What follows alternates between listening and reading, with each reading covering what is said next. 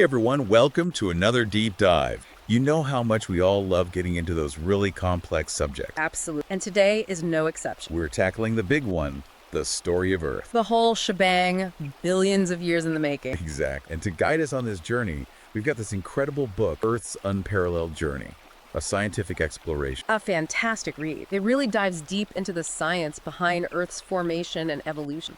It does. And I gotta say, the sheer scale of it all is just mind-blowing. So to help unpack some of the key insights and themes, we've got our amazing expert with us today. Glad to be here, ready to delve into the mysteries of our planet. Awesome. So let's start with the basics. What makes Earth so special in the grand scheme of things? I mean, we know it's got life and all that, but what's the why behind that? Well, the book kicks things off by talking about Earth's location in the solar system. You know, the whole Goldilocks zone thing? Yeah, we're not too close to the sun, not too far away. It's like we hit the cosmic jackpot, right? It's the perfect balance to really grasp it. Let's look at our neighbor. Venus is a scorching inferno, a cautionary tale of what happens when you get too close to the sun. I've heard it's hot enough to melt lead there. That's not an exaggeration. The atmosphere traps heat like a runaway greenhouse. Now on the other end of the spectrum, you've got Mars. Cold and desolate, right? Heat. Not exactly a vacation destination. Pretty much. Most of its water is locked away as ice. So these examples, Venus and Mars, really drive home how crucial Earth's distance from the sun is for life as we know it. Makes you appreciate our little blue marble even more, doesn't it? It really does. And it's not just about distance. Earth's size, its atmosphere, and that incredible magnetic field all play a role in making it habitable. So many factors coming together just right. It's kind of a miracle, isn't it? It's a delicate balance, a convergence of conditions that allowed life to take root and flourish. Speaking of life, the book takes us on this incredible journey through evolution, starting from single-celled organisms billions of years ago. Can you even wrap your head around that timescale? It's mind-boggling, isn't it? From those humble beginnings emerged the incredible diversity of life we see today. And the book highlights some pivotal moments along the way, like the emergence of multicellular life. That was a game changer, for sure. Suddenly things could get a lot more complex. Absolutely. Then there's the Cambrian explosion, this period where life just exploded with diversity. It's like evolution went into overdrive. And then we had the move from water to land, a pivotal moment that led to, well, us. The book even talks about Tiktaalik, this fascinating creature that had the head of a fish and the body of a crocodile, a real transitional fossil. I remember seeing a reconstruction of that.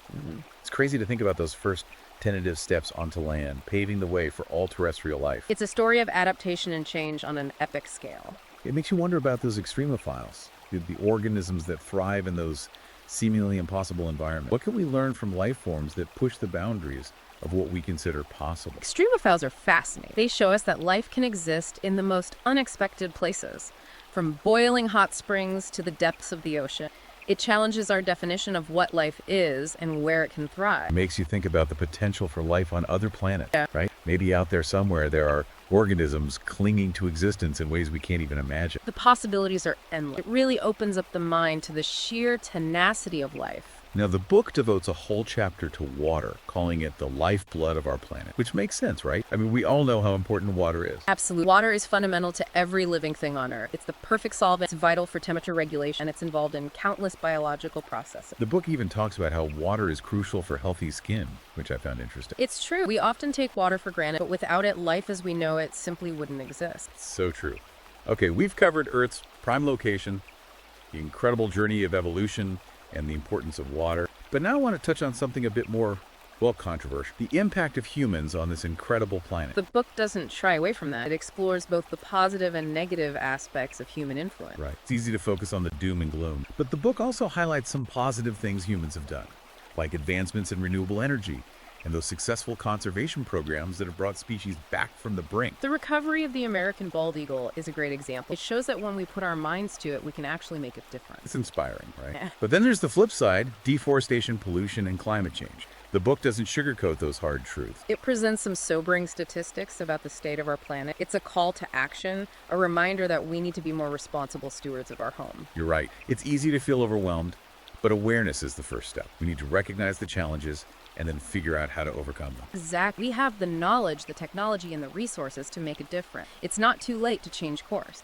So let's end this part of our deep dive on a note of hope. The book hints at the possibility that we might not be alone in the universe. Do you think there's life beyond Earth?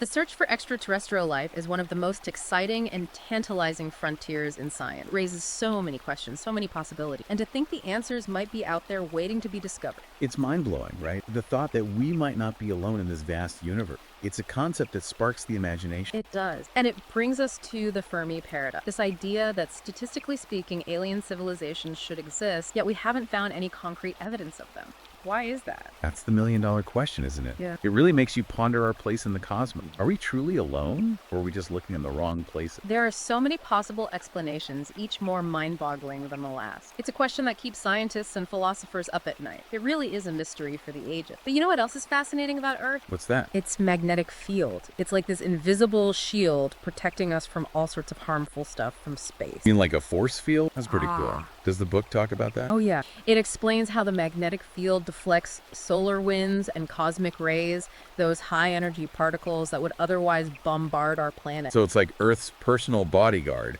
fending off those cosmic attacks. Exact. But the book also mentions these things called magnetic field anomalies.